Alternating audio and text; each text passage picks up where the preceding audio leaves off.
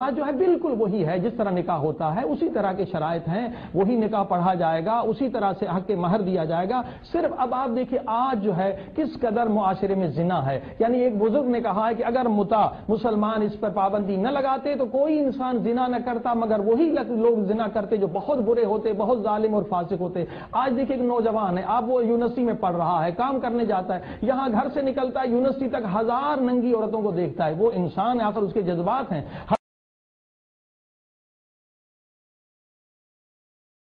बड़ा जिना एक छोटा जिना। लेकिन अगर ये मुता को हम, जबकि कुरान में जायज है, इस तफसीरों का मैंने हवाला दिया, अगर नौजवान मुता करें तो जिना से बच सकते हैं। उसके और भी बहुत सारे फवायद है। मसलन मंगनी वगैरह का सिलसिला इस्लाम में नहीं है, ये हमने दूसरों से लिया है। मसलन मंगनी में लोग हाथ में हाथ मिला के घूमते हैं,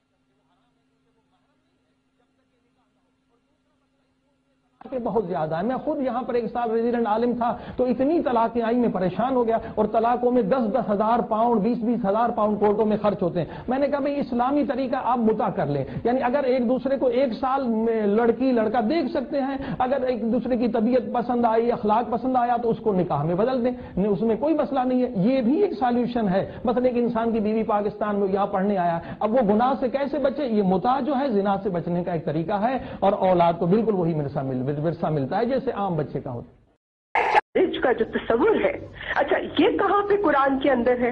ये कुरान के अंदर तो टेम्पररी मैरिज का कोई तस्वुर नहीं है। हराम है, हराम है, हराम है। हम आपके साथ इस मसले में, हाँ हराम है। हमने हल हो चुके हैं जी, we are fighting over the same thing. Right. अल्लामा साहब, my last question to you is कि क्या फिक़ह हनफी वालों को इजाजत है फिक़ह जाफरी वालों से मुता करने की? मैं अर्ज करूं आपकी खिदमत में जी कि ये एक निकाह है और हर मुसलमान दूसरे के साथ ये निकाह कर सकता है। मुसलमान के लिए इजाजत है अक़द करने की। सही है जी, इसमें कोई डिस्प्यूट फिक़ह का नहीं है, इसमें कोई डिस्प्यूट मसलक का नहीं है।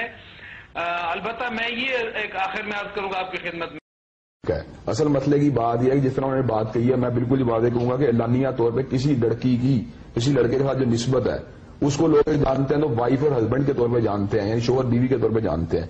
और उनकी जो आइंदा आने वाली औलाद उनके यहाँ पैदा होती है, उनमें कोई वलद ज़िना करार नहीं पाता। और हर एक को ये पता होता है कि ये रजिस्टर्ड तौर पे इसी बाप का बेटा, इसी माँ का बेटा है।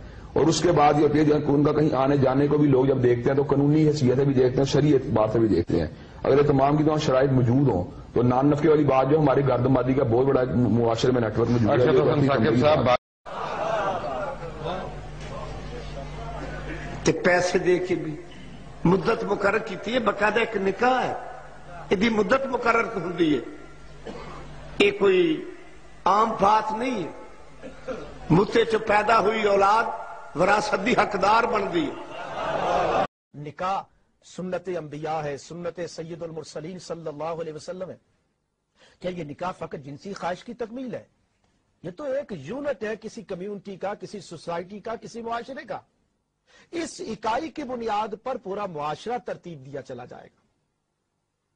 आप जिस रास्ते पर कौम को ले जा रहे हैं जरा गौर से देखिए कि कुरान के ये 2 अल्फाज मुहसिनीना गैरा मुसाफिहीन, तुम पाक दामन बनते हुए, ना कि जनाकार बनते हुए। मुरब्जा जो मुता है, जो गवाह की भी जरूरत नहीं, लड़की बैठे लड़का बैठे, 2 इकट्ठे बैठ जाए, गवाह की भी जरूरत नहीं है, कोई एक माल मुकर्रर कर ले, ना मां को खबर, ना बाप को खबर, ना रिश्तेदारों को खबर, और वो निकाह कर ले। ये कौन सा रास्ता आप खोलने चले जा रहे हैं? कुरान मजीद की ये आयत, चूंकि पहले दायमी उन औरतों का जिक्र है जिनसे आप हमेशा के लिए निकाह नहीं कर सकते, अगली आयत में जहां निकाह करने का हुक्म है और मोहसिनीना गैरा मुसाफिरीन का तज़किरा है, ये खूबियां हैं उन मर्दों के अंदर जो निकाह कर रहे हैं। 2 दिन का निकाह, 1 घंटे का निकाह, 2 घंटे का निकाह, ये कैसा निकाह होगा? उससे क्या आगे मुआशरा जो है वो लिया जाएगा? और आज कहा जाता है कि जी आते हैं जहां पर नौजवान, तो उनकी यहां पर उनके जज्बात होते हैं। तो जो बीवियां पाकिस्तान में बैठी हैं, इंडिया में बैठी हैं, बांग्लादेश में बैठी हैं, उन बेचारियों को क्या कसूर है?